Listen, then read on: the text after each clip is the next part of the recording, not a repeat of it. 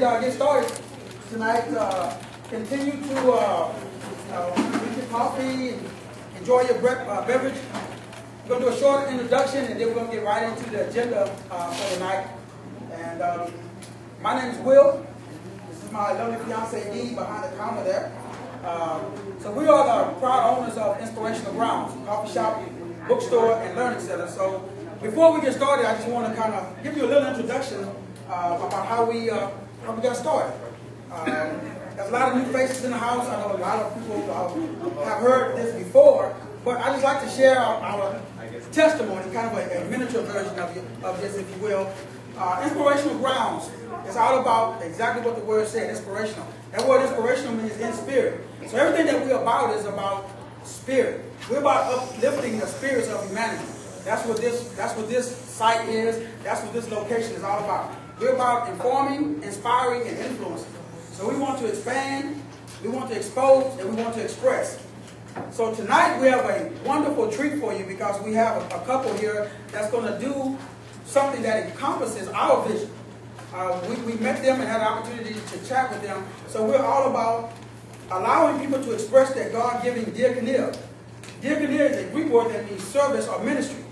So it's where we get our English word deacon. And as you know, for us church-going folks, the deacon is usually the backbone of the church. He's the one that kind of do all of the heavy lifting.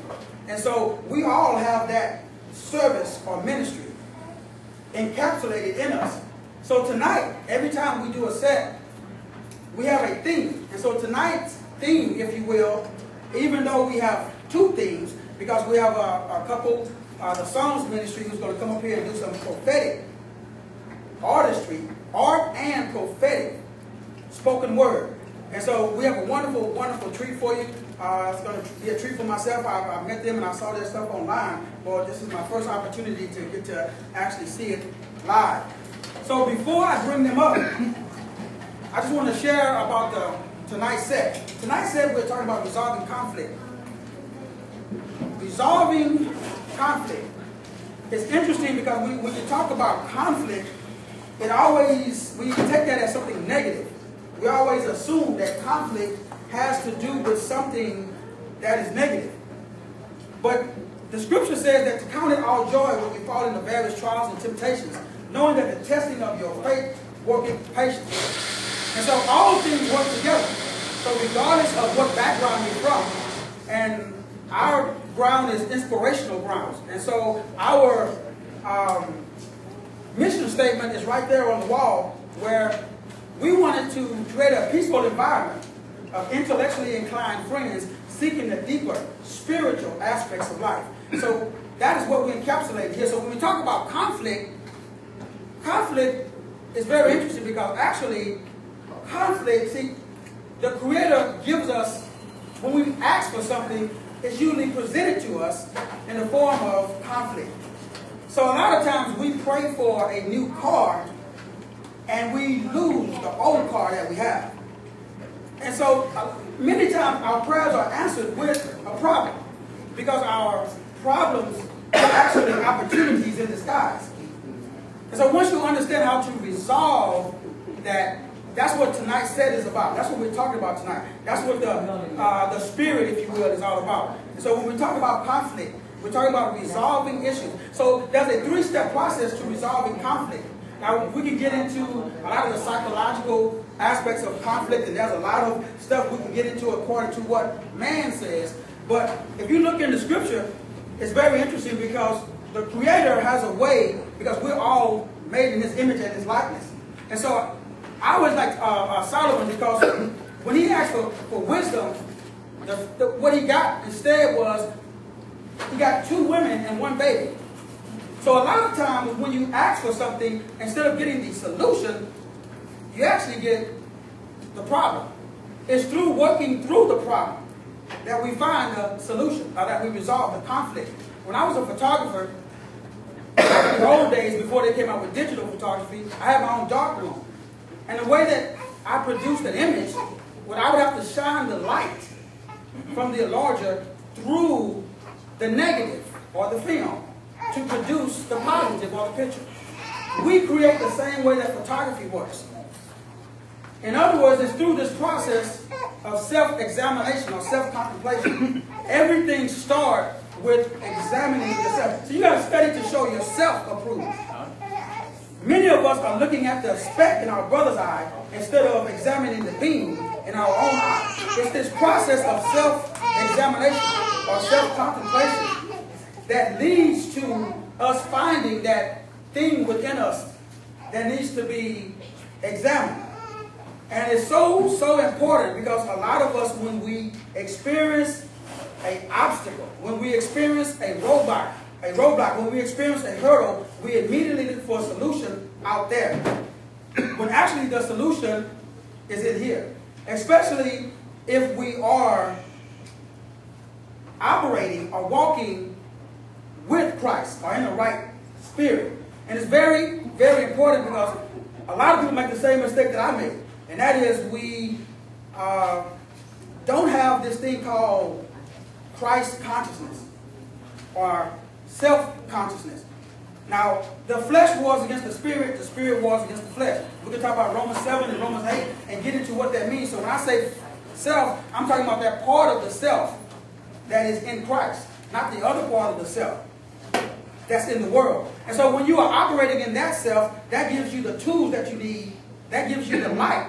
Because Jesus says, Christ says, I am the light of the world. So when you shine the light of the word through your negative situation, it produces a solution to the problem. So in resolving conflict, conflict is resolved when you take that light that we all have within us. Because the scripture says that we have this treasure hidden in earthen vessels. What is this treasure? Christ in you, the hope of glory. So we all have this part. I love the way it says in James because it talks about that power that comes from above. When you look at that word in the Greek, it means photon. A photon, according to science, is a package of light. So that package of light that we all have within us, and science proves that if you get into science and you understand what is actually in the blood and how blood is actually made up of actually crystals. And so it's shining the light because we all are human beings. That word human means hue. Hue means color. So we all are colored beings. Color is bent light. And so when you shine the light of the word through your situation, it produces the solution. But many of us don't want that negative. So when we experience that negative, we run in the other direction, not realizing that the solution is actually in the problem. So it's by embracing your problem. It's embracing that thing that we call a problem. Because it's really not a problem, it's actually a solution. But our solutions come disguised as problems. So it's once we start to embrace, and that embrace comes by actually examining. You see, whatever you look at is what you go in the direction of. We bring about what we think about. The scripture says, as a man thinketh in his heart, so is he. And so our thoughts are what creates our feelings.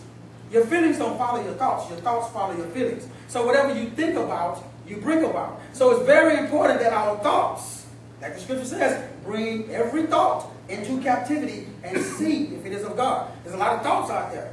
All of them thoughts may not be coming from the patar, which means the progenitor or the generator.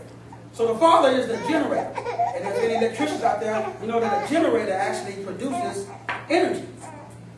And we are converters. We got 5 senses. Our eyes, our ears, our nose, our mouth, our tongue, it converts this energy that the Father is sending so that way we can use it. Science calls it a neurophoton. The sun sends photons, but the photons is transferred into a neurophoton. That is how we solve problems. But we don't want to embrace that.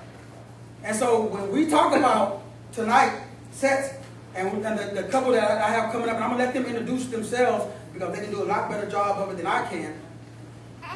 It's very important that when you have an issue, that you embrace that issue. Because it's embracing that problem that you are actually embracing the solution.